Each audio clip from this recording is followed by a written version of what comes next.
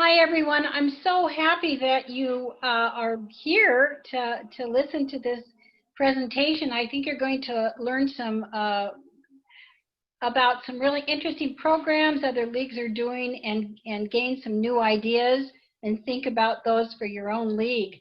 I just want to, I know I started my earlier session today referring to what's going on in our country right now. And I try not to check the news, but I'm like addicted to it practically. So at noon, I got to see what's going on, and I thought it can evoke a lot of feelings and thoughts. But I keep getting directed back to what can I do, what can we do, and I think we are very, very privileged to be part of a wonderful organization that puts a lot of energy into making democracy work for everyone. And certainly civics education is a big part of that. I'll just tell you a little bit about myself. I've been a member of the Spokane League for about 7 years. I previously served as voter services chair on my local board, leading our league to organize an ongoing project to register new voters at the twice monthly naturalization ceremonies in Spokane. And in addition, I helped to develop and present civics education programs in Spokane area high schools. And as a retired high school counselor and teacher, I fell in love with civics education programs in the league. Last year, I was elected to the state board, and I serve as the civics education portfolio chair. In that role, last fall, I contacted many leagues across the state to find out what programs leagues were providing in their areas. Wow, I was impressed with the results of those findings. This afternoon, you will hear from 3 league members who are working with a variety of populations. And they will share with us their experiences in developing and implementing civics education in their locales. And I would just remind you again, we'll have the question and answer session at the end of all of the presentations. Our first speaker is Nancy Halverson. She is Vice President of the Clark County League. She became a member in March of 2017, was attracted to the league because of the nonpartisan aspect of the organization, its focus on issues, educating our populations, and encouraging all to participate while stressing civil discourse and engagement. Nancy, would you please tell us about the ways Clark County League has been providing civics education? Happy to. Hi, good afternoon. It's great. We have 95 participants. This is wonderful. Before I get into how we've been offering civics education to adults, I want to talk a little bit about how we have impacted those in the classrooms. And this morning, Karen mentioned that Vancouver schools had purchased, I believe it's 28 full sets of the text, the state we're in, which was a really big deal, is a very big deal. And about a year and a half ago, almost 2 years, I spoke with the head of curriculum at that time and then dropped off a civics book and a poster. Since then, there's been nothing. No response, no discussion. And we were in the Vancouver schools last year, and it was terrific. This last school year, nothing. So I don't know how this occurred. I really think it has to do with the relationship that our state office and Karen have developed with Southwest Washington. And I'm thrilled and really delighted however it came about. So thank you, Karen. This is great. Okay, I'm going to share a screen, so just bear with me for a minute. Okay, these are some of the topics that we've covered in the classroom: tribal self-rule law, federal Indian government law, implicit bias, local government, the United States Constitution, post-Civil War amendments, and the history of voting rights in the United States. And I want to point out that these were all instructor-driven topics. So while we have worked in the classroom, we've also moved into offering civics education to adults. And primarily, this has been through our area libraries. Catherine Murphy started this relationship a few years ago with her multi-week Civics is Fundamental course. And I just want to tell you a little bit about the offerings that we've expanded into. The Fort Vancouver Regional Library System and the Camas Library are incredible partners. They provide the venue. They provide the food and beverage. They provide audio-visual equipment if we need it. They provide the tech support. They do up a poster and flyers for us with our input, of course. They put it on their website. They post in their buildings. They're just amazing partners. Before COVID-19, we were even running into scheduling issues because so many branches wanted the league to come and do a workshop at their branch. I think that's a wonderful place for us to be in. And since COVID-19 happened, the library reached out to us, has offered us their Zoom account, their tech support, their publicity, their whatever that they could provide to us. So if we wanted to run an event through their venue. Many of our workshops are called Pizza and Politics, but we're not limited to pizza. The libraries will provide us with just about any kind of food that we want. And for a large crowd that's a little bit over their budget, we're allowed to bring in our own food. So it's a win-win all the way around. This is an example of one of the flyers that they've done up for us for one event.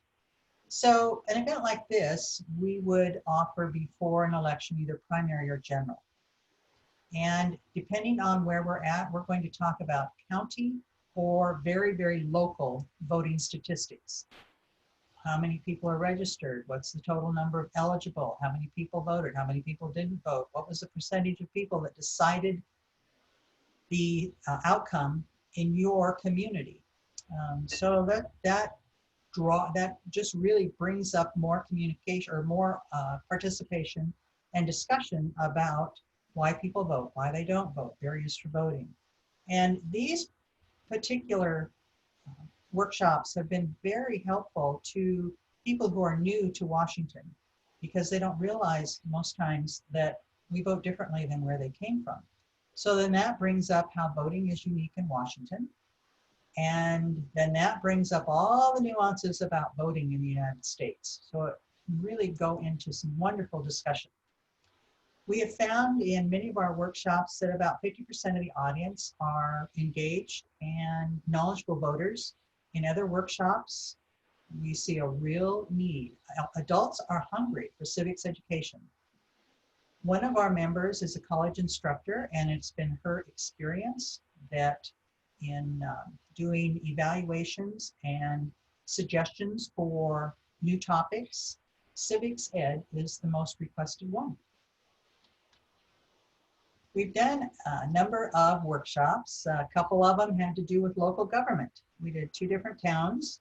In one of them, there was a panel discussion that we invited the mayor, the city manager, and a city council representative.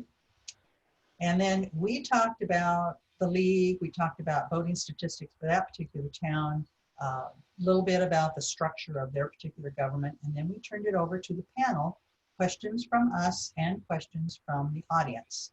So this particular town deals with federal waterway, state waterway, state roads, county roads. They deal with city government and county government. They deal with the port. They deal with the railroad. They deal with the cemetery board. They deal with land use.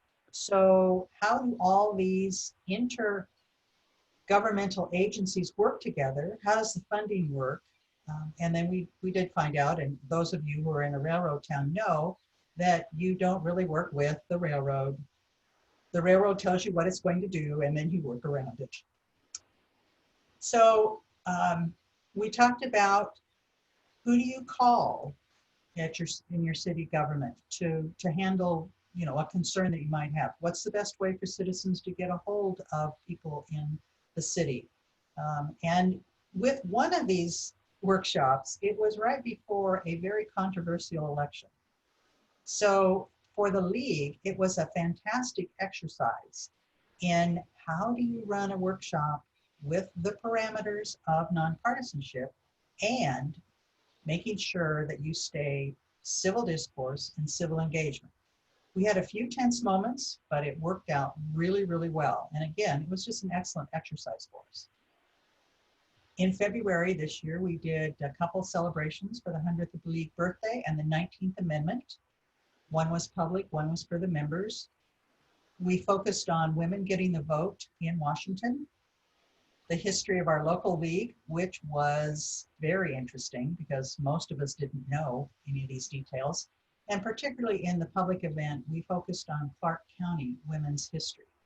We threw in some trivia, some door prizes, some cake, a slideshow on notable women in the world, and a lot of league volunteers. We had 2 book clubs this last year on the state we're in. These were for members, league members. One was in the evening, one was during the daytime, and we just took a chapter a month. These were popular gatherings.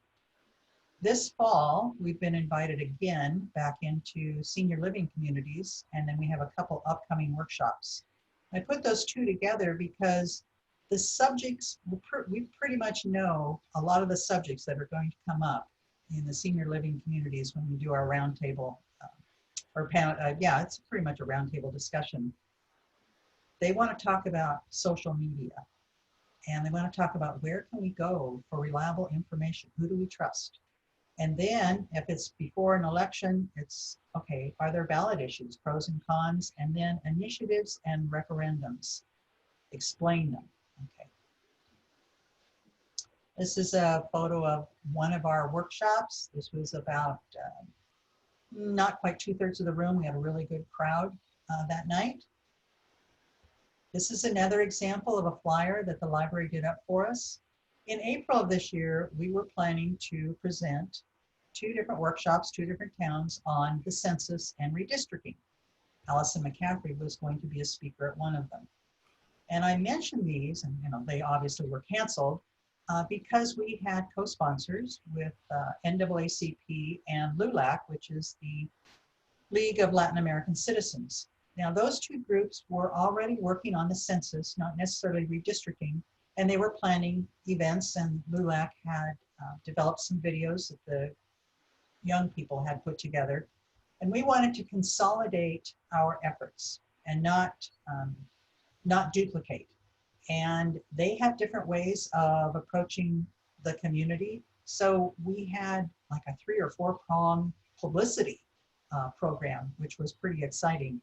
And we all were very disappointed in that it didn't fly. Plus, we had a lot of league volunteers, just a great response.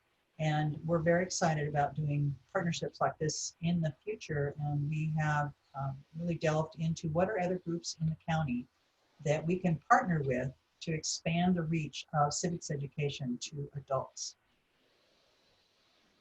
Community events. Our league is involved in a lot of community events throughout Clark County and throughout the year. And the reason I bring these out is, I need to back up just a little bit. These are tabled events or booths. They're not like a parade or a rally or something like that. These are when we have an actual physical spot.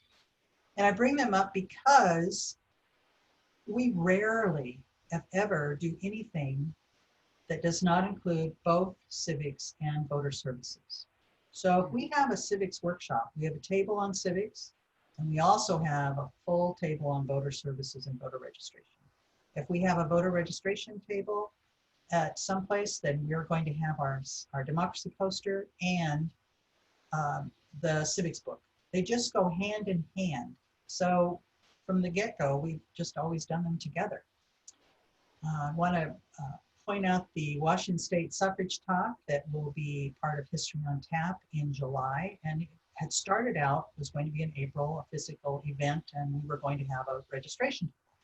Now it's virtual, and we have 3 league members who are going to be part of a game show contest. all about women's history in the state of Washington.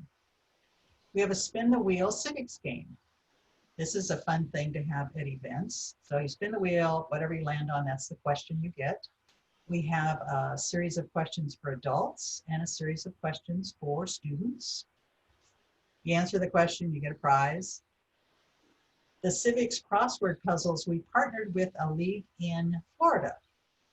We have a booklet on the U.S. Citizenship exam, and then a larger packet on general civics. We also pass these out at the February events. You know, you have these on a table, and someone picks it up. You can tell right away how much someone does or does not know about civics. And it's another way to get people engaged and talking about civics. This was one of our neighborhood night outs. The Mature Learning class. This is through Clark Community College here in Vancouver. And in 2019, league members were involved in planning and teaching the Mature Learning class. And we were involved in planning the class for the spring quarter, which of course was canceled. The name of the class is Civics Hot Topics, which was appropriate for 2020.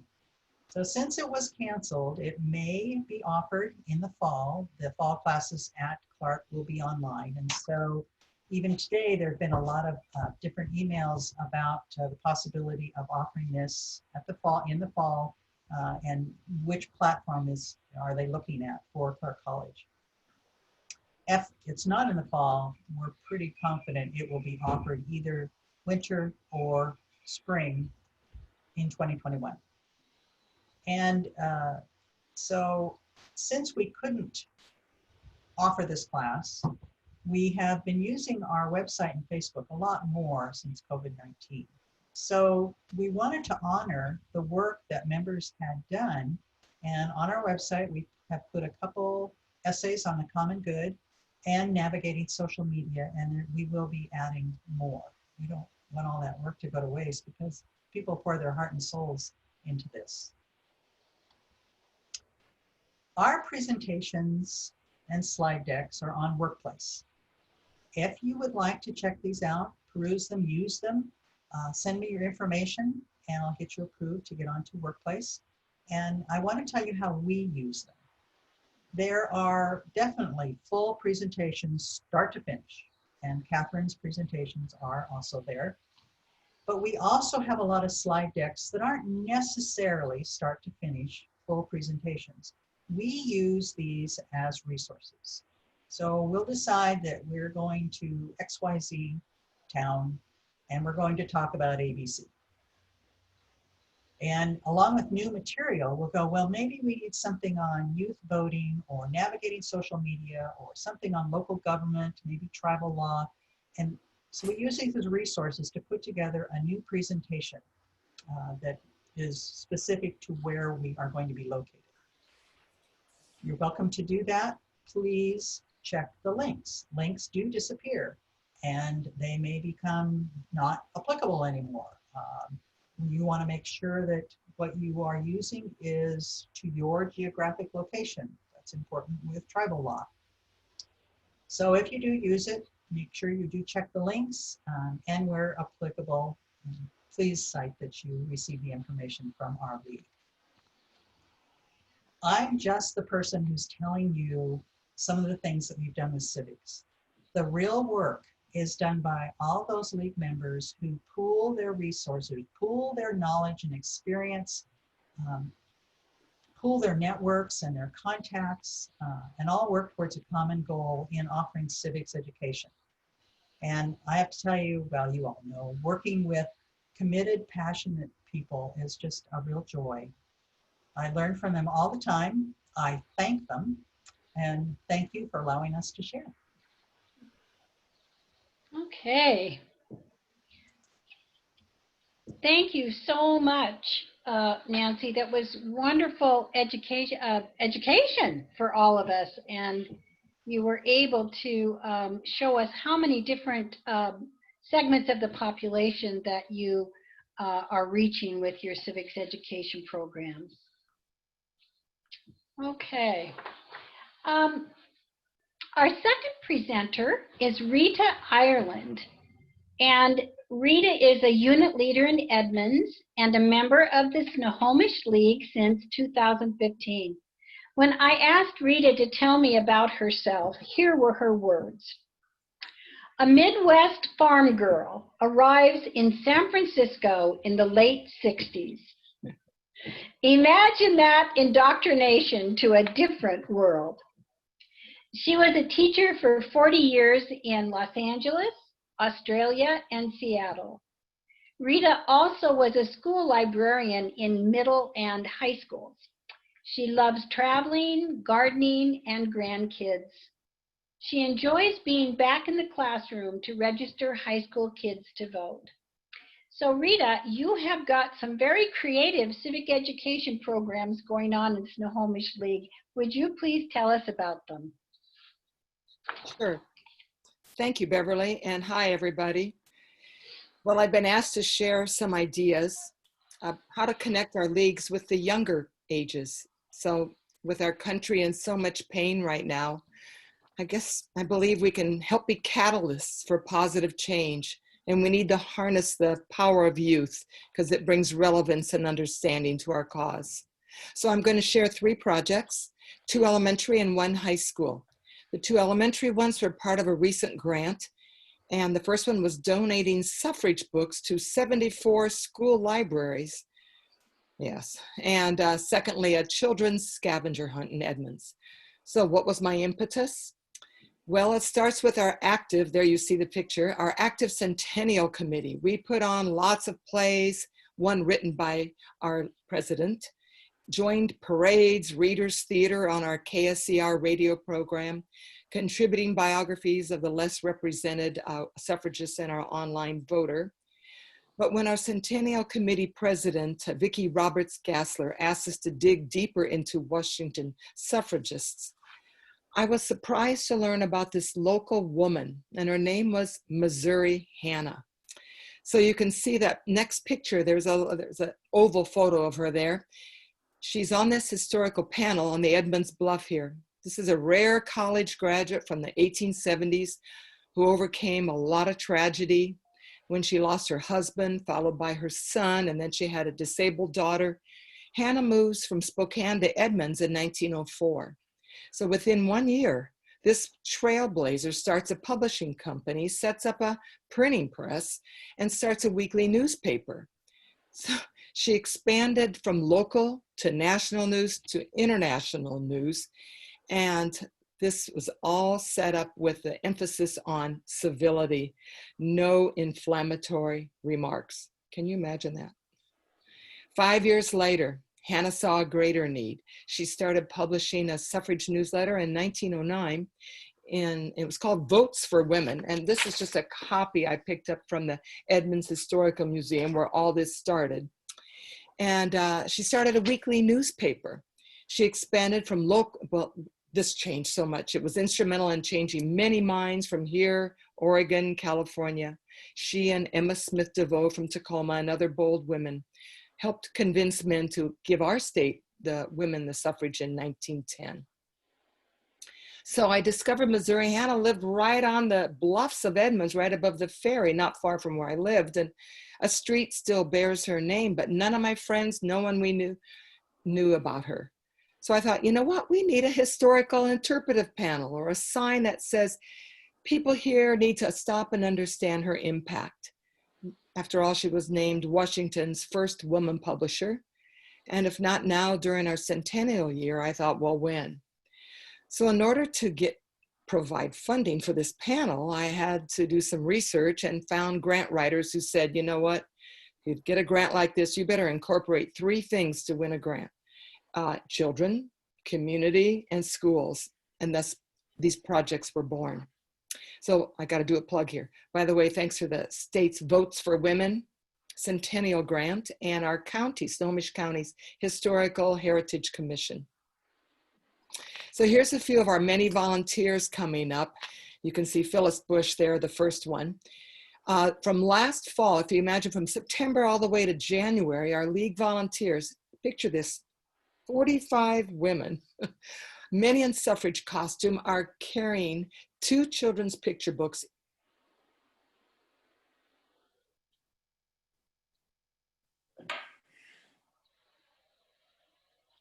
all over Snohomish County, which is a big county from Edmonds, Everest, Lake Stevens, to a little one-room schoolhouse in Index. Thank you, Phyllis. The librarians seemed thrilled to get new books because the timing of the centennial meant that they could have some free books to talk about this seldom talked about history in our books. So we also added some League of Women Voter donation book plates.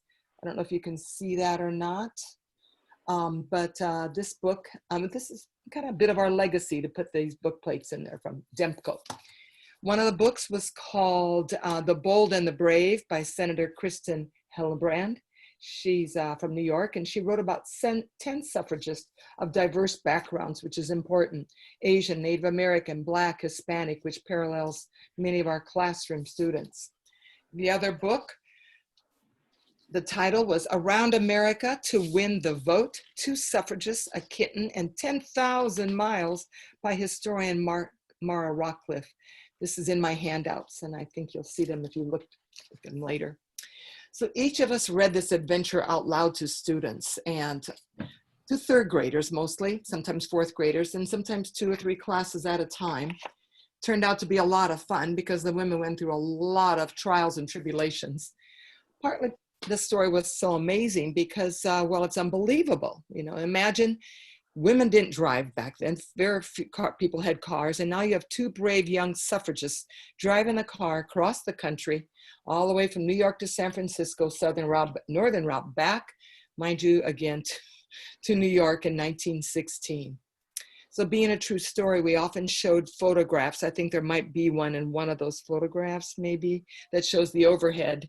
Maybe not, it got cut off. But it's a picture of the library overhead showing the picture of the car, so they can see it's a real primary source. This is the real deal.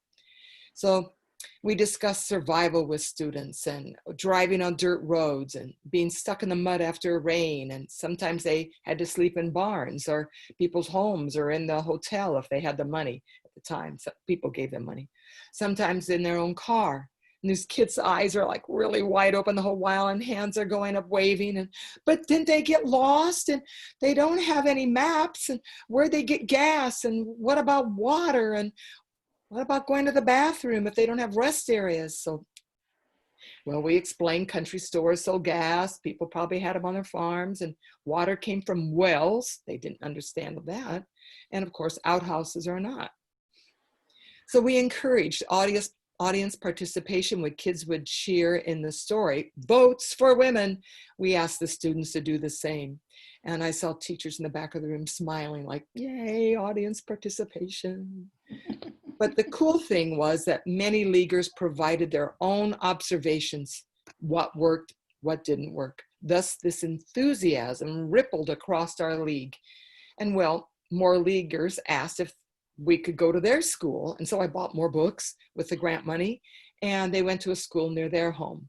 Suggestions went out on our Centennial website. Enthusiasm was shared at unit meetings. People started telling personal stories, and all of a sudden people sit up, right?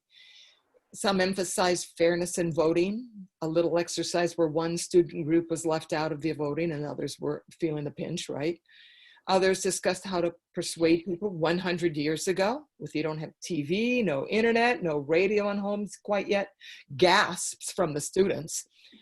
And then we came to suffrage. I don't know if there's a photo of me there holding the suffrage vocabulary card.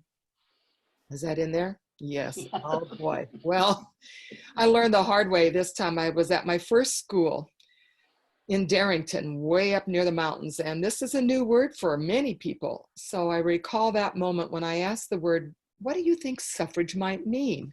And the room was silent, except for this one sweet little boy who raised his hand and calmly shared his definition to the class. Well, suffrage is when like girls suffer, you know, like when they get their periods. Like my sister, she's in 6th grade. So uh, I heard a lot of muffled laughter from the librarian and the teacher in the back of the room. And I decided, okay, from then on in, I'm going to make a library vocabulary card and put suffrage on it, break down the Latin word suffra with a Latin prefix, meaning the right to vote. So we bypassed that again. So we shared the importance of voting, and we figured we reached over 2,300 students. So it was a pretty good event. Thank you all leaguers who came and who are watching now who helped me. So I'm going to be honest, it wasn't easy getting into the schools. I was eventually advised to contact principals and school librarians directly in a joint email. Finding their emails was tedious online, but it was worth it in the end. Each league member, bless their souls, set up the time and date to visit the school near them. And I think there's an introductory letter in your handouts. So we're going to go on to the second children's activity, much shorter one because it can't happen yet. It was supposed to be this June 28th. And we're waiting for how we're going to modify this between now and December. It's the children's scavenger hunt in Edmonds called Where's Missouri Hannah? Sort of like Where's Waldo? Children would be given riddle clues, and I had them in a little note, this little flyer that we may or may not use. And they were going to locate a picture of Hannah in 12 different locations around downtown Edmonds. And one of which was going to be that newly erected Missouri Hannah panel where they'd have a selfie taken with them. So 12 league volunteers were ready to help me in their suffrage costume again, handing out a puzzle piece of Hannah at each of these locations. And when they get all 12 of them, they would return back to the starting spot and get their prizes. I used a company, an online company called createjigsawpuzzles.com to make these puzzles. So when they handed each piece out, the kids would then put them all together, right? And hope that would be adding a little bit of excitement and build up anticipation. We were expecting about 60 to 80 students, ages maybe 5 to 12, with parents probably helping the younger ones. And we saw it as a win-win-win. I mean, it would be beneficial to students learning suffrage again and learning about the historical sites in Edmonds. It'd be beneficial to our stores to get customers again. And the league gets a lot of visibility. So we must wait. It's sad to see all these posters and postcards and brochures that are slated for this June, waiting for the pandemic to recede. What you see on there is now the scavenger hunt logo that was designed by artist Amelia Ireland.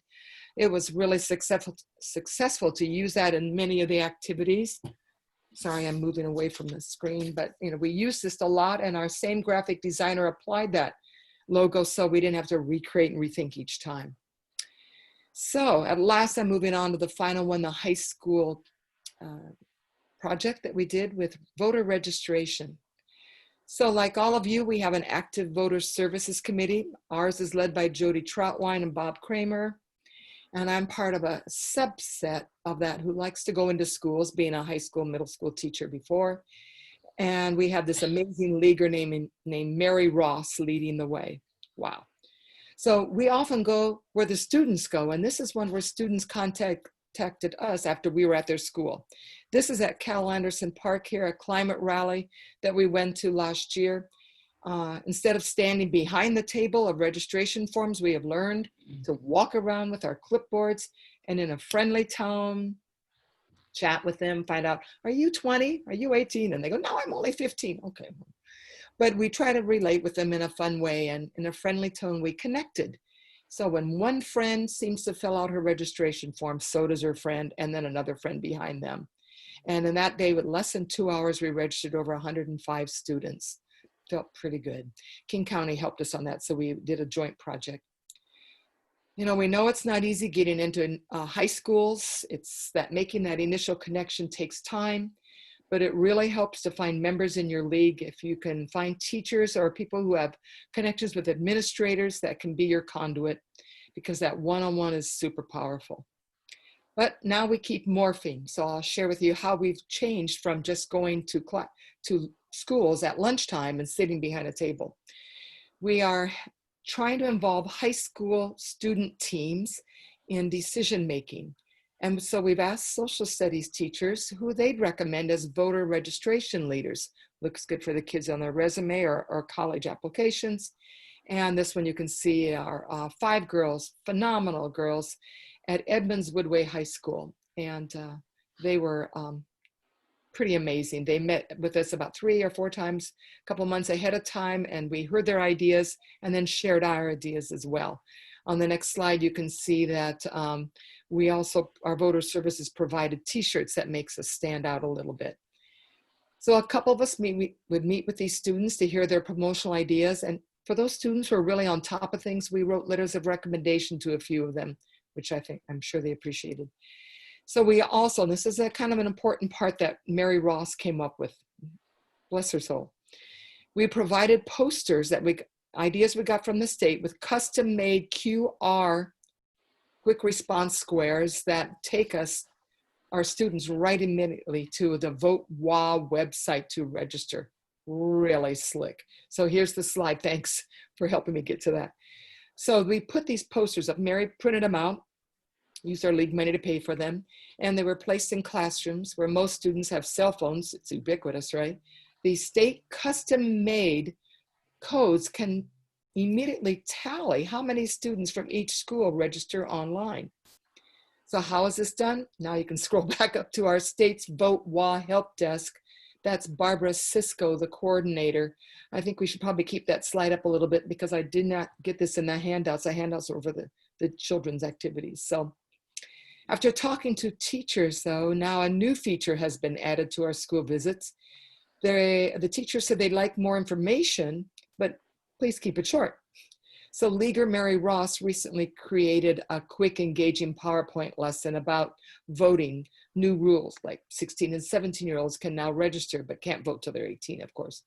Mary compares the youth vote, which is less than our senior citizens who help make decisions for the young people. Well, they lean forward on that. Like, what? Wait. When we try to be sensitive to students who may not be citizens yet, suggesting they can take their registration forms home or do it online. So we're not putting pressure on them. But a couple of tricks that helped us become comfortable with the classes and they participated in this better was talking with them. We didn't talk to them. We listened to them and we asked them what concerns them, what scares them, or what makes them most concerned at night when they go to bed. So we listed their issues on the board and participation increased. We were quite impressed with their wider area of thinking. And speaking of that, here's another tip we tried. Anytime a student participated, we took their name, put it in a box, and had a drawing for $5, a Starbucks gift card at the end of each period. We were there for 5 periods. You think we were offering them $50 or something because we garnered many registrations and they leaned forward again like, call my name. So in closing, I hope there were a few ideas here that'll help you engage with students in your area. If you're interested in Mary's PowerPoint, please contact me, Ireland RI for Rita Ireland. And Mary said she was willing to share. And she has another one from another leaguer from another league who also has a much longer one, but you can glean from it. And that leaguer also said yes. I forgot her name right now. So there's my email. And oh, there's a picture of Missouri Hannah there in 1904. I must say that if she could be alive right now, can you imagine if we could tell her how she's influenced us 100 years later? And then I thought, if I had a cup of tea with her now, how could I explain Zoom to her? I mean, internet and all the satellites in the sky that we rely on to pass knowledge around the world. So let's use Zoom. I was thinking we could adapt our unit meetings hours to connect with more groups. Or if we have a relevant guest speaker whose topic is close to a teen's heart, well, we could invite these high schoolers. We could just email the local, I know that's not an easy word to put in. We could email the local social studies civics teachers and share the Zoom link. Maybe teachers give extra credit to their students to participate. Right, Bev? You were a teacher once. Yes, yes. Because teens help us focus on the future. I'm almost done, my last 2 minutes or 30 seconds here. You see, it's their participation is really strong right now in our country. The climate marches and now racial injustice and fear of school shootings, so much affects them and they're forward thinkers. Other people still don't vote still, but I want to make a comment that last week I heard teens speak on a Zoom meeting with Senator Emily Randall.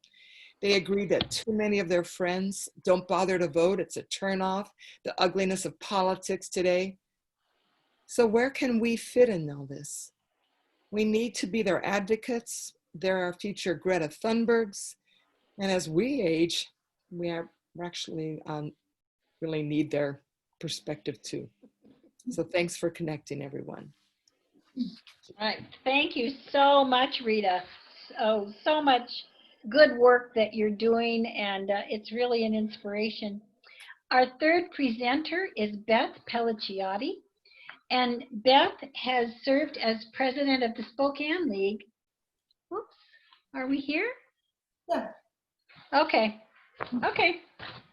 All of a sudden I have lots of stuff. Now I know why. All right, here we go. I'm going to back up a little bit here. So Beth Pelliciotti served as president of the Spokane League from 2019 to 2020. And before she took on that leadership position, she formed a Civics Education Committee and proceeded to develop a voter registration and civics engagement program for Spokane area high schools. Beth has been proactive in securing grants and payment for the League's service projects. And the Spokane League has been awarded the LWVWA Audiovisual Grant, the Vietnam Veterans of America payment for ballot counting at their national meeting, the United States State Department stipend for hosting Myanmar Fellows, and the Washington State Historical Votes for Women grant. Recently, she received word of the Smith-Barberry funding for ballot translations work in Spokane. She thanks her leadership team and all members of the Spokane League for a wonderful year.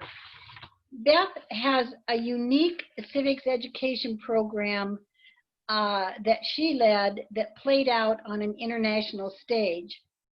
And I asked her to present on this program because many of our leagues across the state are in communities that have colleges and universities. And I thought it would be interesting for us to hear the story of this program, which involves two young women from Myanmar and the League's work in civics education. I'm going to turn this over to you, Beth. Thank you, Beth. So thank you all for coming today. I just wanted to kind of give you a kind of the big picture overview before I start my PowerPoint. This visit by the Myanmar Fellows was for 3 weeks.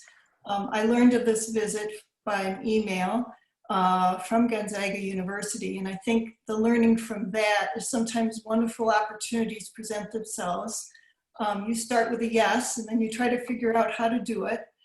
So that was one learning. And the second one was that many times when we have to explain our democracy to people from other countries, we begin to understand it better ourselves. And I'm going to talk a bit about, I think, how local leagues might be able to do something very similar. So I hope you find this interesting. So the program is from the US State Department. It's called the Young Southeast Asian Leadership Initiative. It was started in 2013 by President Obama. And as I said, it started with an email from Gonzaga University. The program itself comes through the State Department to the University of Montana, and it's the Mansfield Center there, and they subcontract with Gonzaga. So this phone call was, we know that your league does a lot of work in civics education. We have a fellow, a young woman activist from Myanmar that wants to learn more about civics education. And I said, oh yes. And then just like when you hear about twins, I don't have twins, but when you hear about twins, the question is, well, we also have a second Myanmar fellow that you might be interested in. Would you want to host too? And I said, yes, we would. So this is how the project started, and this is last fall. So our two fellows were two young women who are activists in Myanmar. And on the left is Miko, and I'm not giving you her full name, but we called her Miko. And on the right is Zintu. And they were both interested in civic education and civic engagement, but slightly different focus. Miko wants to really focus on outreach to young voters, to discouraged voters. They have a fragile democracy in Myanmar, trying to encourage people to vote. Very interested in candidate forums because in Myanmar they vote by party but not by candidate, and the idea of having candidate information is very unknown to them. Zintu is in the publishing industry, and she wanted to know about civics textbooks. You know where this is going. Civics textbooks and student-centered instruction. In Myanmar, it's by rote. Education is by rote, and it's very teacher-centered. So she wanted to observe, for the first time, classrooms where it was student-centered instruction. So they both sent us their learning goals. And what we were doing in the meantime, we assembled a steering committee. Does somebody look familiar there on the right? On the steering committee is Bev Austin. And as we know, she chairs Civics Education for the League of Women Voters of Washington Board. And Bev's contribution, among many things, was to help our fellows learn more about civics education standards and how those play out across the state. And on the left is Susan Hales. And Susan Hales had a distinguished career working with international students and in Spokane with the refugee community. And she contributed to our discussion by really emphasizing that we need to have work into the schedule daily reflections with our Myanmar fellows so that they can begin to understand every day what they're learning and how that might affect their action plan when they return to their country.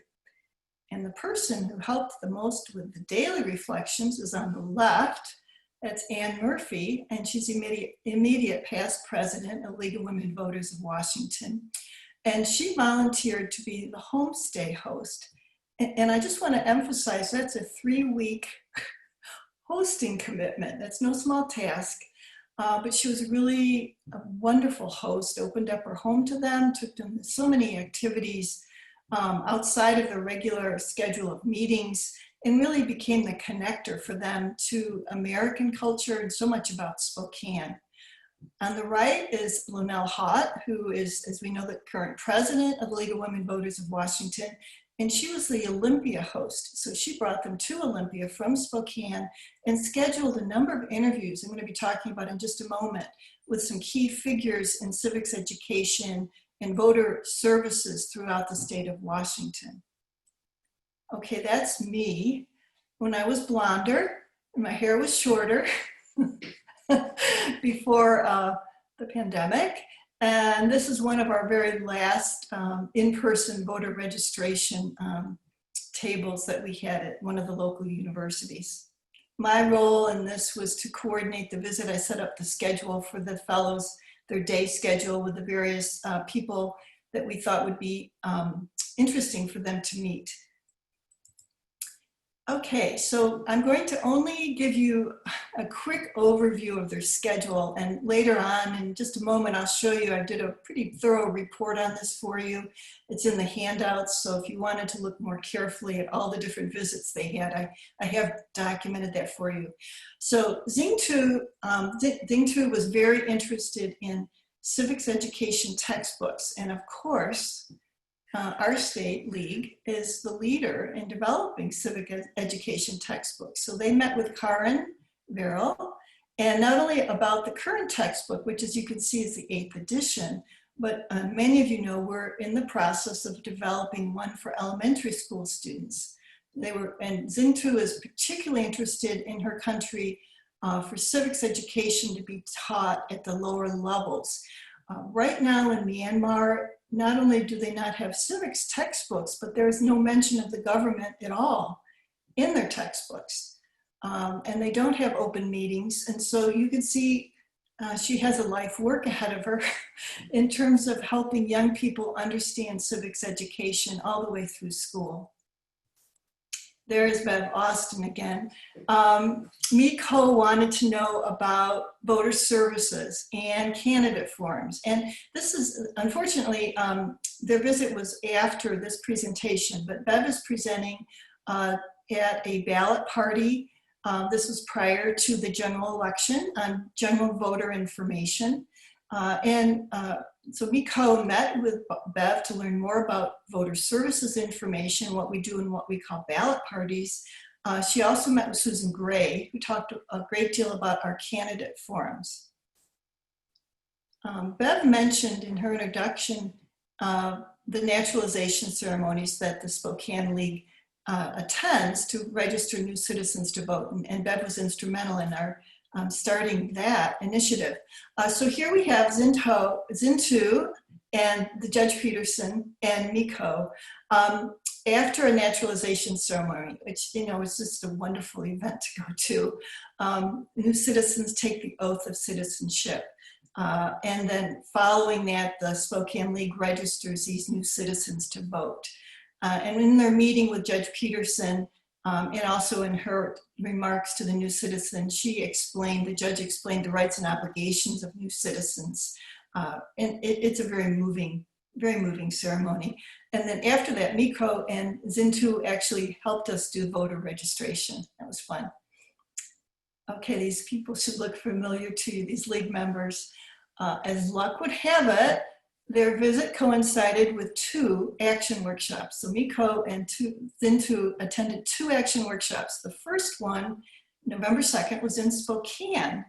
And as I said, as luck would have it, we had our 3 democracy champions present at that workshop. Kirsten Mueller on election security, Kathy Sakahara on campaign finance, and Allison McCaffrey on the census and redistricting. And I just want to point out kind of the translation. In Myanmar, I don't think they would use the term gerrymandering, but one of the concerns they have is that the military, which has its own party's influence, can move personnel to different districts to influence the voting. So it's kind of their form of gerrymandering. So they were both extremely interested in what all of these issues chairs had to say about their work in the state. Here we are, again, election day. A lot happened during those 3 weeks. On the left-hand side are our 2 fellows and Vicki Dalton, who is a league member and also our county auditor and in charge of elections. So the fellows got to see, and I did too, I had never toured this office before, during ballot time. The ballots coming in, the ballots being counted, ballots being corrected. And then in the end of the day, in the bottom right hand, you can see with Ann Murphy, the fellows are meeting with the head of KHQ, which is their local media station. And this was kind of interesting because we got there a few minutes before 8:00 p.m. and they were all ready for the election results to come in, and everybody was just ready to go. We all kind of thought it would be a long night. This is looking at election returns. And one of our mayoral candidates conceded about 3 minutes after 8. It was like pandemonium. And people were running for their computers and saying, what happened? What happened? And one of the fellows turned to me and said, so what does conceded mean? It was the big word then. As I said, Lunel helped them tremendously in visiting with key people in Olympia. I did the map because it's a drive. Lunel helped get them there, and Ann Murphy got them back. So from Spokane to Olympia, one of the first people they met with is with the office of the Superintendent of Public Instruction, Jerry Price. And he was great. He presented them with a lot of information about student-centered instruction. He presented them with information on the standards that are used for civics instruction throughout the state. I think that was one of the high points of their whole visit. They also met with staff from the Washington State Secretary of State, and they learned more about the outreach to underserved voters in Washington State, and that was a particular interest of both of them. They met with Michelle Gonzalez, who is the chair of the Washington Women's Commission, about opportunities for women in both Myanmar and the United States. And then this, I think, really begins to underscore the expertise we have in our league across the state. They met with Judy Davis, who has done candidate forums in other countries. You can see how appropriate that was. And here is a picture of her meeting with them at the second action workshop that Thurston County put on. Judy Davis has been on the board of directors for both state and national leagues, including our own state, for many years. And she has really an impressive background supporting individuals and organizations as they advance democracy. So that was a great part of their visit to Olympia and to Thurston County. Coming back, we did a lot with high schools and elementary schools, and I learned so much. I mean, I have not been in an elementary school classroom in a long time. So on the right-hand side, you'll see they're being introduced to a class of 6th graders. And the teacher has just pulled down the map. They still have those maps. And asked the students, where do you think Myanmar is? Can you point that out on the map? And everyone's kind of laughing. Notice in this picture, the classroom chairs are not lined up in a row of seats. They have desks. There's a lot of movement, a lot of project work, a lot of energy. It's very student-centered learning, and you just see it as you walk in the room. It's a very different than a lecture style, that is for sure. On the left, there's Miko presenting to classes, some of the classes that she visited in Rogers High School. I want to point out that one of the best experiences I had was at a rural high school. It's called Riverside High School, north of Spokane. And we visited, it was an AP civics class. And the students were trying to explain to Miko and Zintu what the word gerrymandering meant. And they had a rap song they used to sing to them on gerrymandering. And I think I learned something too from that. So kind of next steps. Here we go, is into, this is very current information that she has sent to Ann Murphy. And she's relating that this major project starts with research she wants to do with the teachers in Myanmar on student-centered learning and on civics education. And she's just been approved. Now, we're talking just a few weeks ago, just been approved for this project. And she's relating that, yeah, we've been delayed, but it's because of the pandemic. And now I've just been approved. She's pretty excited about that approval. And here's Miko. Her first sentence, I think, says it all. We all feel this way. We are doing good, except that pandemic situation going on. We all feel that. So she's been working on cascading workshops for civic education for first-time youth voters, which is her area of interest. I made it mentioned in the handouts is a full report on this. Don't print it. It's about 7 pages, and then the end of a number of these pictures, but there's a lot more information in this report I put together for you if you wanted to read about this. And then many thanks to our hosts, our homestay host on the left, Dan Murphy. Lots of work and really made the difference on their visit. I might point out she did a PowerPoint on the visit. It's on the slide, which again is in your handouts.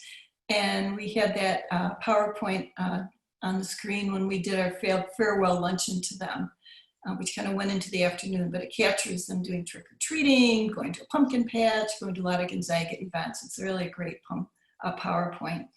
And then thanks to Linnell for all of that work and connecting them to those state officials.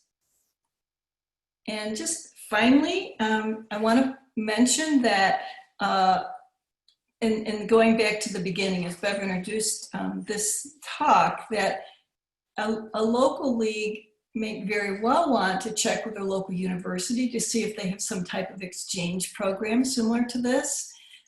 I think Zoom has given us the opportunity to pull expertise from across the entire state.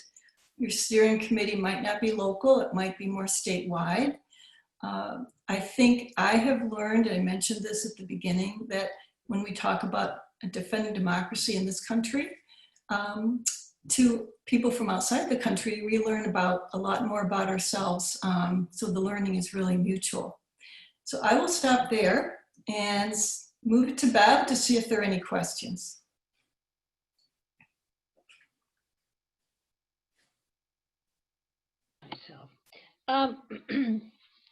We have just a few questions that have come in, but before we go to them, I wanted to ask Catherine Murphy, who has been working on a new program, and if you just in a couple of minutes can show people what you've got going on.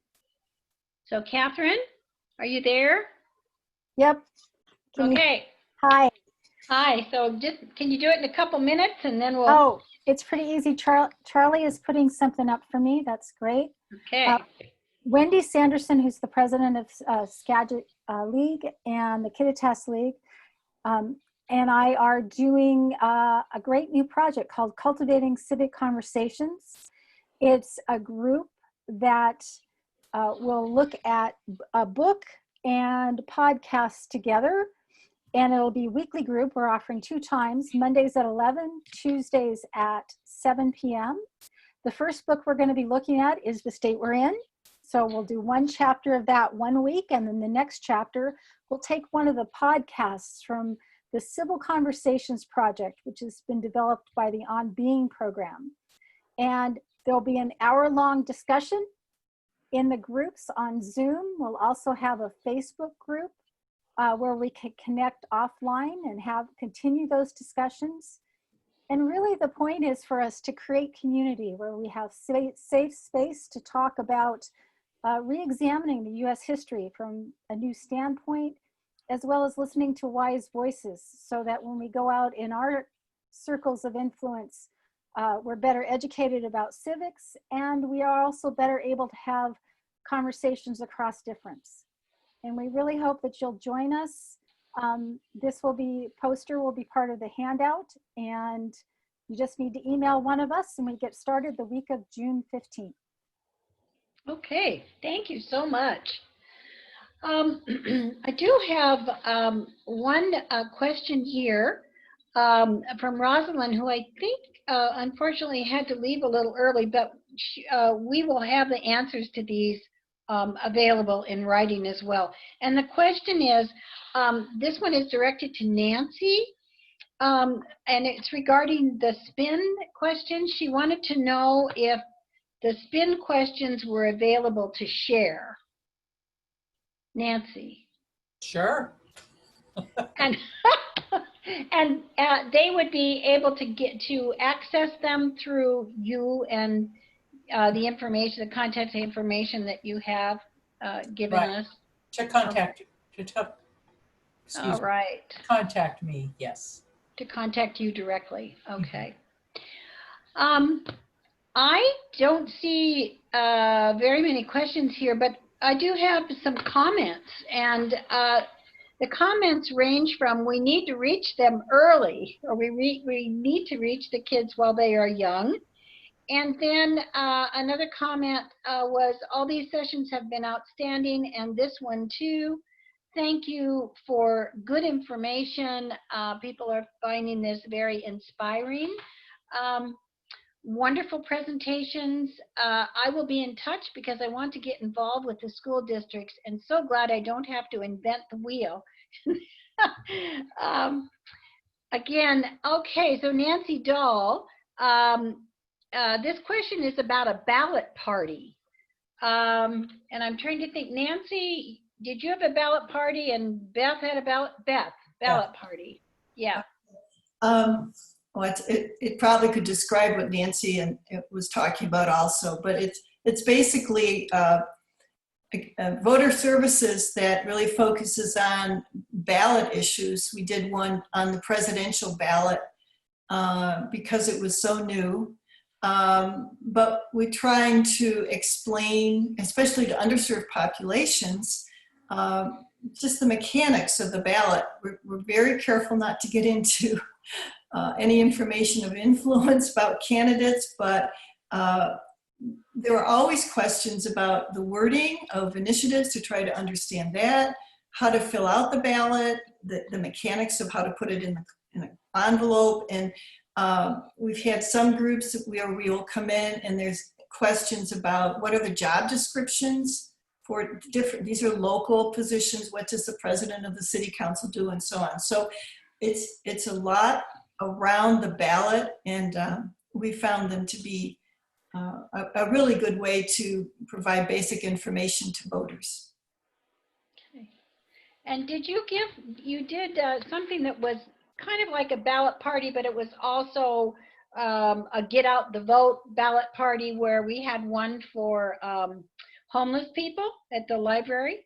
Yes. And then could you tell us about another one where we collaborated with a number of different groups at the community center?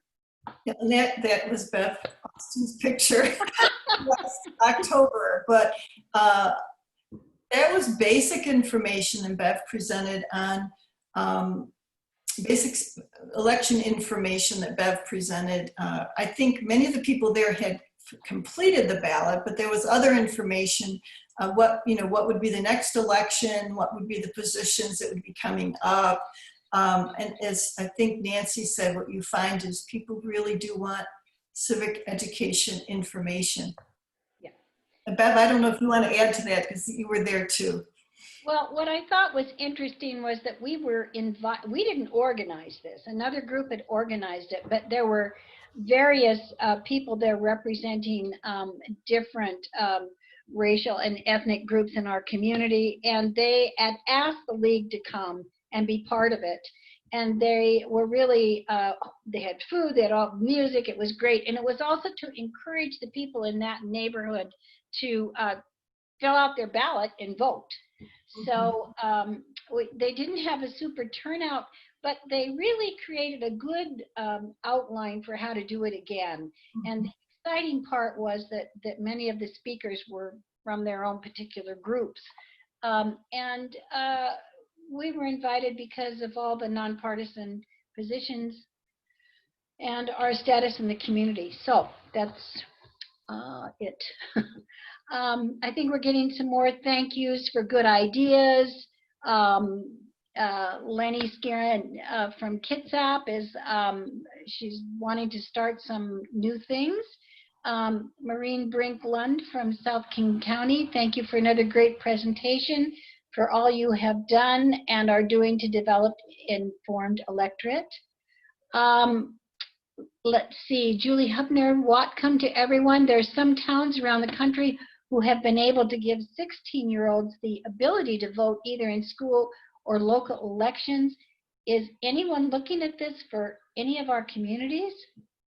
I'm not sure how to answer that question, because I don't think they can vote in government elections, correct, Beth? You want to address that one? I think the only thing I know of, and I don't, we have some issues, chairs, I think, on Zoom right now, but what was passed this past legislative session was allowing, I think it's going to be 2022, 17-year-olds to vote in a primary as long as they're 18 by the next general election. And so that's the only date change that I know of. I would open it up to see it maybe on chat if anybody has other information. Bev, on that chat, do you want me to respond on that ballot issue or not? Yes, you can see it. Yeah, I think it's very important. I agree that ballots are secret, and we don't help people complete their ballot or look at their ballot, but we are there to answer questions about it. So I think that's a very good question, that not be misunderstood. Thank you. Okay. Are there any other questions that anyone wants to send into Zoom? Bev? Yes. The questioner might have been asking about the Washington Secretary of State sponsors a school mock election. Yes. And all ages can vote in that, and lots of schools choose to participate. And I'm not sure if that's what she was referring to, but I put a link in the chat comments to that mock election information. Yeah, that's wonderful. Thank you, Charlie. And yes, that is a wonderful program that the Secretary of State has set up, and and kids can participate in that, and they're real ballots. I mean, real issues. So it's a wonderful. Maybe that is what they were talking about.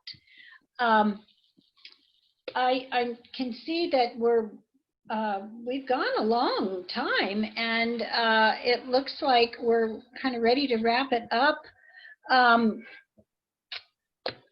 And let's see. So some people are kind of chatting back and forth, but I'm going to bring this to a close. I really want to thank our presenters today for all of the work that they've done on putting their presentations together. And really, those presentations represent hours and hours and hours of amazing brainstorming, creativity, hard work, organization. And thank you so much for everything that your leagues are doing. And I want to thank everybody for coming to our session. Thank you. So thank you and good night. Have a good evening. Thank you. Mm-hmm.